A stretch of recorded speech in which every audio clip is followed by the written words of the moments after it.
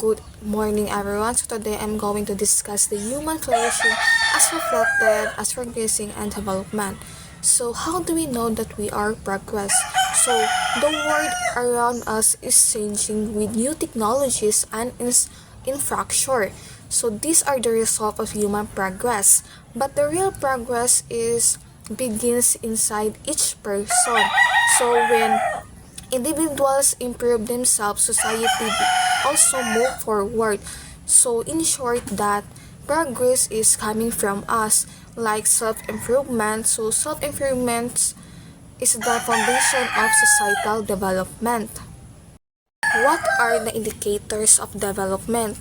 So many people think development means buying more things like fancy car, like latest phone and big house. But the true development is about good health, education, and kanang strong relationship. So for example is kita nagpuyutan niyo sa simple na balay, pero you have a kanang good relationship with your family, kanang bahalag pobre mo pero malipayon gihapon mo. So that's the true development. Unlike sa rich na kanang happy sila or feel ga nila na kanang naikulang, so kanang dili na siya development. Development is about measure the well-being, not just about your wealth. Is Jason Hickel. So, an anthropologist at the London School of Economics challenged us to rethink and reflect on a different paradigm of the development.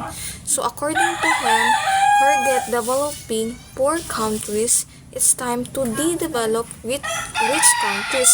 So, yung gipasabot ang ni nakanang instead ginakapiho nato ang mga lifestyle sa rich countries, dapat ang rich countries mag-slow down gani sila sa pag-consume sa mga resources like sa US o sa US kana they consume dagas lagi pang consume na kana for example kanang mga cars, factories, energy.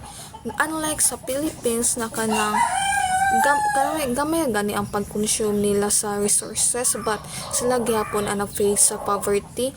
So kalangon kung dili na lang ganit mo kapihon kung unsa day ilaha kay kung kapihon gapon nato sila mas kita ang kuan kay kita lang gapon ang mapobre. So the next is heads of the states are gathering in New York to sign the UN's new Sustainable Development Goals SDGs. The main objective is to eradicate poverty by 2030. Given all the fanfare, one might think that SDGs are about to offer a fresh plan for how to save the world. But beneath all the hype, it's businesses as usual. The main strategy for eradicating poverty is the same route. So growth has been the main object of development for the past 70 years, despite the fact that it is not working since 1980. The global economy has grown by 380%, but the number of people living in poverty on less than $5 a day has increased by more than 1.1 billion. The UN's plan to fight against the poverty pag 2030. But the problem is pag 1980 kay pag anam gani sa kadako sa economic growth ka nag-anam sa gani ka kuan sa poverty. So like for example here in the Philippines sana the economy has grown in pag recent years, like big buildings, malls, and businesses. Yet many families still struggle to afford daily needs. So ang county ra gani ang ni dato, pero the people here in the Philippines, let's say here in the Philippines, can still remain poor. So the next one is orthodox economies or traditional way of thinking. So it insists that we need is yet more growth. So they believe that the best solution to end poverty is more economic growth. So if the economy gets bigger, eventually everyone benefits. So for example kanang sa pagdagdag gani sa mall, factories, businesses kanang ang poverty gani kay mag-decrease kay ang pag dako naman siya ang kanang economic growth. So ang mga poor people kay maka benefits gani sila kay nanas like kanang makakuha na sila work mga iyana. So mao na siya ang orthodox economist or traditional way of thinking. Diba human naman ta sa orthodox economist. So the next is progressive economist. So progressive economist is we need to shift some of the yields of growth from the richer segments to the population to the poor ones. So it says that growth is fine, but the real issue is the rich take the most of the benefits. So their solution is to redistribute wealth to the poor through higher taxes and social programs. So for example is here in the Philippines, the economic is grow, but the benefits are not equal gani sa nang mini malls, buildings, condos mo kanang businesses kanang nagserve siya sa upper middle people, but sa poor families gani kay they still face gani o kanang they still can afford the mga kinahanglan gani nila. So if the focus stay on the growth and quality remain, what need is a better distribution of the resources. So in short that instead of always chasing more growth, we should focus on fairness, equality, and sustainable to make sure that we already have ensured and used wisely. So diba ang kalayaan sa orthodox economics is more economic growth gani kay maka-benefit ang poor, but sa progressive economics kay kanang ni dako ang economic growth but ang naka-benefits lang kay ang katong mga dato. So that is the big differences. So next is scientists are now telling us that we're blocking past planetary boundaries at breakneck speed, and the hard truth is that this global crisis as due almost entirely to overconsumption in rich countries. Right now, our planet only had enough resources of each of us to consume 1.8 global hectares annually, a standardized unit that measure resource use and waste. So, ang paingon gani is iniingon ang scientists na paspasar gani nato ang paggamit sa resources. So, like sa rich countries, overconsumption na guys la paggamit nila sa kanang food, land, material gani na kinahanglan nila. So like for example kana sa US over using ra kay sila sa ilang resources, while countries like the Philippines kay pagkanang kay ang pagkonsume nila kay gamay ra, but kanang still sila gapon ang magsuffer sa climate change or environmental change. So dapat ang pag-consume nato kay dili gani overusing kay para dili sad ta maka kuan sa planet. Next is what does this mean of our theory of development? So economist Peter Edward argues that instead of pushing poorer countries to catch up with rich one, we should be thinking of ways to get rich countries to catch down to a more appropriate levels of development. We should look at societies where people live long, happy lives at relatively low levels of income and consumption, not as basket cases that need to be developed towards Western model, but as exemplars of efficient living. Dr. Edwards said that rich countries should reduce their overconsumption instead the poor countries trying to copy them. So, for example, here in the Philippines, so in the community we live in simple but kanang natay happy ta, fulfillment ta sa tuang kinabuhi, bahalag simple ta na so without gani sa overconsumption o natay high income kanang naparehas sa Western nation. So this shows that good life is not about mere wealth, it's about how is about your fulfillment and values gani nimo as kanang kanang nagpuyo ka. So in short, that it shows that people can live meaningful, happy lives without overusing the planet's resources. So that is ang ingon ni Peter Edward. This is how much do we really need to live long and happy lives. So in the US, life expectancy is 79 years and GDP per capita is $53,000, but many countries have achieved similar life expectancy with a mere fraction of this income. Some of the excess income and consumption we see in the rich world yields improvement in quality of life that are not captured by life expectancy or even literacy rates. But even if we look at measure of overall happiness and well-being in addition to life expectancy, a number of low and middle income countries rank highly. It says that in the US, people live around 79 years with very high income levels, but in the Philippines, even with a much lower income per person, many people still live long lives, value people, and find happiness in the community ties. So they show that well-being is not only about wealth.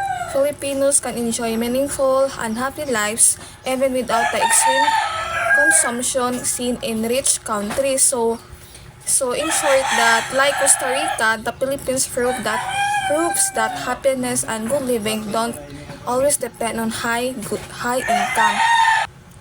In light of this, perhaps we should regard such countries not as underdeveloped but rather as appropriately developed.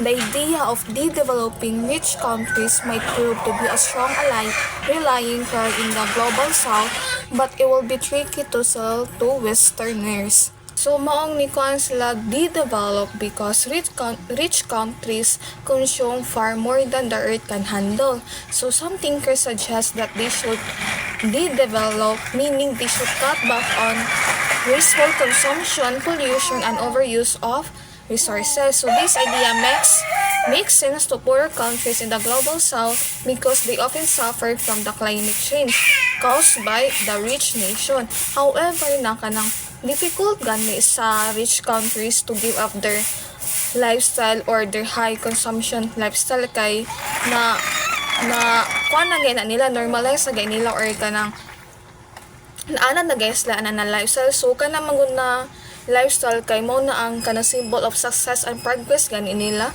So many so-called poor countries already live in balance, but rich countries need to step back.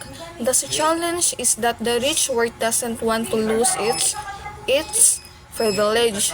So dapat kanang ina sa gay give up kay para gani ang kanang kung magsige lang gyud overconsumption ang kuan manggod ana kay ang poor countries mas lagay maigo sa mga climate change. According to recent consumer research, 70% of people in middle and high-income countries believe overconsumption is putting our planet and society at rest. A similar majority also believe we should strive to buy and own less, and that doing so would not compromise our happiness. People sense there is something wrong with the dominant model of economic progress, and they are hungry for an alternative narrative. So most people in middle and high-income countries are beginning to realize that buying too much is damaging the earth and societies.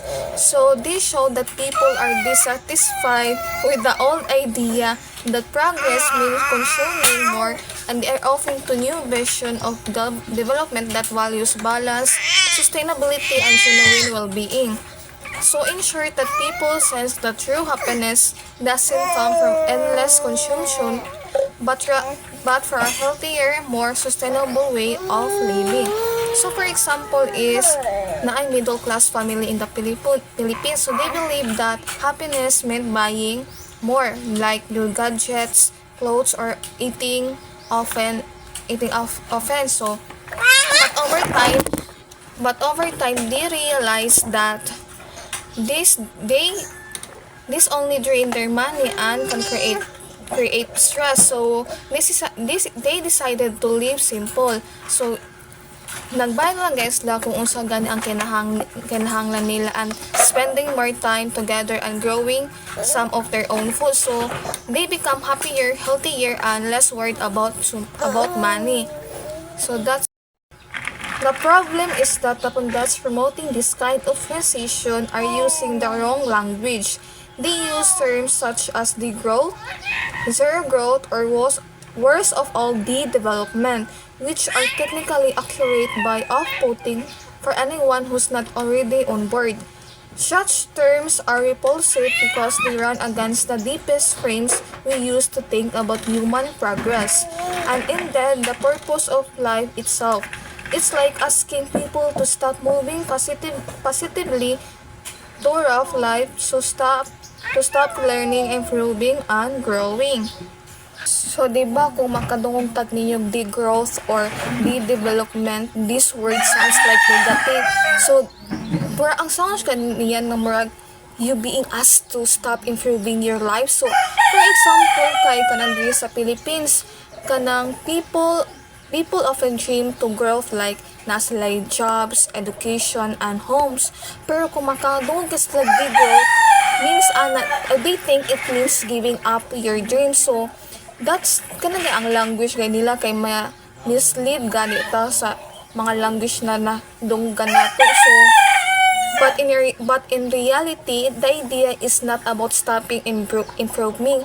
It's about finding better, fairer, and more sustainable ways to grow. So, in short na, in place like the Philippines, words like degrowth sound like lost progress, even though the real goal is smarter, sustainable progress. So, kailangan careful ganito sa to ang mga word na ipasulti kay na ang mag-uuban na mas sayop gani atong pagdungog. So, be careful sa ta. Next is perhaps we might take a cue from Latin Americans who are organizing alternative vision around the indigenous concept of being liver or good living. The West has its own tradition of reflection on the good life and it's time to revive it. So, may itang being liver or good living is not about your wealth, pleasure, or mga inana. It's about gani na kanang kuan your ethics or value or kanang happy na gani ka. So, mo na ang good living. So, Robert and Edward Skidelsky take us down this road in his book, How Much Is Enough, where they lay out the possibility of intervention such as banning advertising, a shorter working week, or a basic income, of all which would improve our lives while reducing consumption. Pag-ingon gani ni Robert and Edward sa ihang book na How Much Is Enough kay ningon gani sila katong banning advertising kay katong ang para magani dili kay ma-pressure ang mga tao na kung kanang gay mutan-aw na mo palit gani sila kanang mga things sa dili nila kinahanglan. So dapat ilagay giban ang advertising. Kung makita guys ta mga advertising kay dayon kanang palit dayon ang mga tao na even to na dili kay kinahanglan nila. So having a shorter work week, so people have more free time for their family or personal growth. So dili lang gani sila work kanang naa sa gani sila kanang personal time for their family and providing a basic income so everyone basic needs are met. So mga Dacians, they argued, would make life happier and more balanced while also helping reduce unnecessary consumption that harms the planet. So, the Skidelsky suggests we can improve life and protect the planet by working less, consuming less, and ensuring basic needs for all. So, ang pag-ingon gani ni Skidelsky na kanang pag-improve na to sa tuang life is ang kanang gani dili ta kanang work gani sig trabaho man, dili sa ta masayop over consumption og kanang gay mga kinaang to lang paliton ang usay kinahanglan nato, dili ta magsigpalit-palit na di nato kinahanglan. So mo to ang ingon nilang Robert og Edward sa iyang book na How Much is Enough. Next is either we slow down voluntarily or climate change will do it for us. We can go on ignoring the laws of nature, but we think our theory of progress is not only an ecological imperative, it also development one. If we do not act soon, all hard work won gains against poverty will evaporate. As food system collapse and mass famine re-emerged to an extent not seen since the 19th century. So it says that the authors say we must slow down consumption and we take progress or else climate change will for us too. If we ignore nature's limit, the progress we made in reducing poverty could disappear. As food system collapse and famine spread in the Philippines, for example, stronger typhoons and unpredictable weather are already damaging rice and crop production. If this continues, millions could struggle with food shortage and doing years of development gains. So for the last one is, this is not about giving anything up, and it's certainly not about living a life of voluntary misery or imposing harsh limit of human potential. On the contrary, it's about reaching a higher level of understanding and consciousness about what we're doing here and why.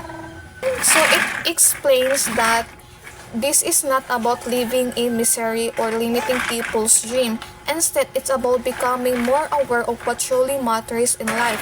So for example, in the Philippines, many people value family bonding, bayanihan or community support and time with nature more than just owning the newest gadget or luxury goods. So these meaningful things bring real happiness and show that true happiness is about living wisely, not just consuming more. So like in the Philippines, real progress means valuing family, community, and nature things that bring lasting joy over endless materials. So ang giingon gani no kanang kanang dili gay siya about sa mga wealth, pleasure or ganang mga so about gani siya sa mga how you value your family, community o ganang kung saan mo pag-alaga sa nature. So that's it. So motto ay ang gipasabot. So that's all for the human flourishing in progress and development. So before ko sa reflection about sa video sa Magician Queen ni C.S. Lewis ang nag-case against scientism. So ako si explain ang scientism o paano siyang gitawag siya og Magician Queen. So scientism is that belief that science is the only way to know truth and solve problems. So ang pagtuo nila kay scientism ganit kay murag channel game mo solve sa problema sa mga tao, sa problema sa pagkaon, sa problema sa ano pagkakwarta. So tuogan nila kanang siya gay makasolve sa mga problema.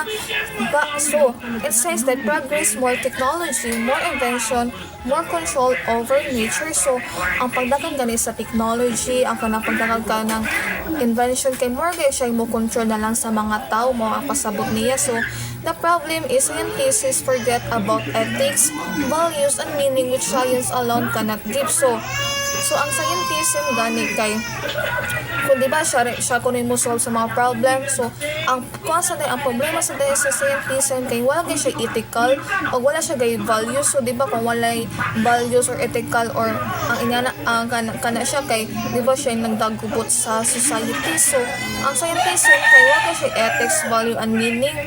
So mao ang pasabot sa scientism. So sa Magician Queen ang magician mo siya ikuadong ka ng Magician Queen kay C.S. Lewis said science can be like magic queen. So magic give people power in all times like spell. So di ba kanang sa unang mga panahon kay di ba kuan pa kay ito ang magic kuno. So ang magic kay mo siya ganang makakuag power nimo gain na kay power. So science give us power today like machine, medicine and technology, but both are powerful, but both can be dangerous is used without wisdom.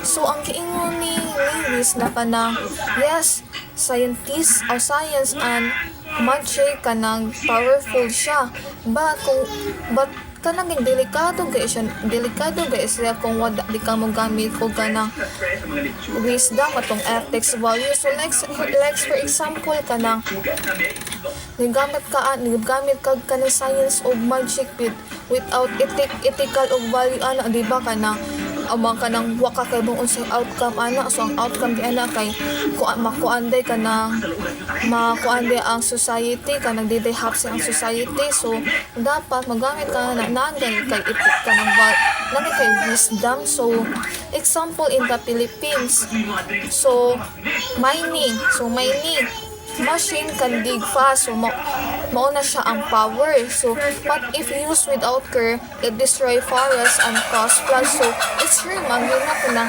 dili ta maguna kung unsang di outcome ana na sa pag-dig ka ng pag mining nato kay wata kay baw na naka-cause late naka-destroy na data sa ato ang environment. So just like ingon sa isang example na ang kaning mining machine is a machine kay power.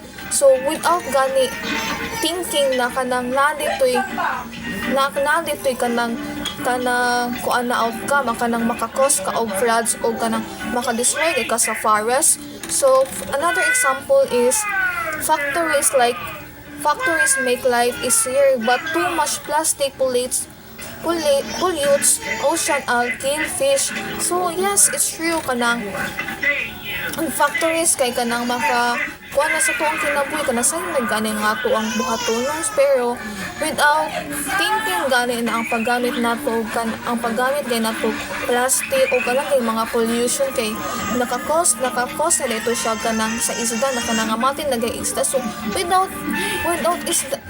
isda unsa man nato pagbuhi kanang wala to pagkaon. So dapat we need to think before pa muka na action. So in short, that the magician twin means science is like magic, it gives powers, but if not guided by wisdom, it can cause harm instead of real progress. Yes, it's true kanang yes na kanang magician twins kanang science and magic kanang nasay power kanang powerful kay ka, very dangerous gani siya kanang without di ka guided gani kung dili mo siya butangan og wisdom kanang butunan naon sa nimo na ay ethical ba kani akong gibuhat kanang this is a good for everyone kung ako ni siya buhaton. So dili kani siya ma-progress without thinking. So before ta mo buhatan, we need to think and kung ano sa ginato po this is good but sa ato ang society. So that is the scientist and magician twin. So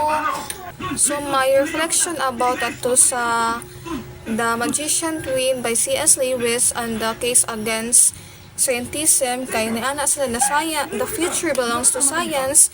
Only science can save us from climate catastrophe. Science is my savior. Forget faith. Only science can save us. So they believe that science is the only way to understand everything in life. So si C.S. Lewis warning us that science dangerous because science alone cannot teach us about values, purpose, or what is truly good. So naday katulo ka prophetic writers warn about the dark side of scientific and technological progress. So first is si J.K. Chesterton, second kay si George Orwell. So the last one is si C.S. Lewis, or siya best known for his Narnia stories and his book of Christian theology. So So science and magic are twin. So nante siya. So ang science kay ang magic kay ang ana ni Lewis kay ang science ug ang magic kuno kay murag gani siya twin. So nasa different ways that science and magic really quite similar. So first kay science as religion, science as spirituality, science as power. Kani siya related ni siya sa human flourishing, progress and development, because real progress is not just about technology or invention.